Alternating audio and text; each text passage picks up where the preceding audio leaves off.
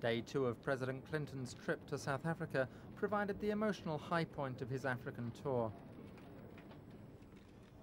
There have been differences between the two countries, and President Mandela, who at one point had to lend his visitor a helping hand, robustly defended his friendship with regimes hostile to the US. And those South Africans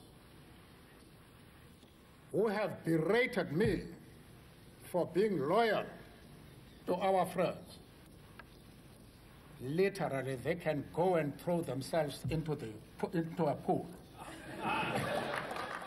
The comment could equally have been directed at Washington, but President Clinton chose to laugh it off. A trip to the notorious Robben Island prison later in the day gave the Clintons an insight into Mandela's fierce loyalty to his friends in the liberation struggle. He spent almost 2 decades of his life here, often engaged in backbreaking work.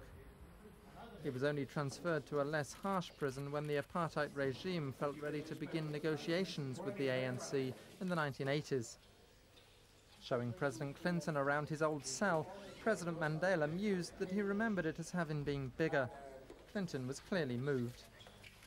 Well, my first thought was to thank God that the person who occupied the cell was able to live all those years in that way, without having his heart turned stone. The two leaders have clearly formed a close personal bond, one which transcends the age gap between them and their policy differences.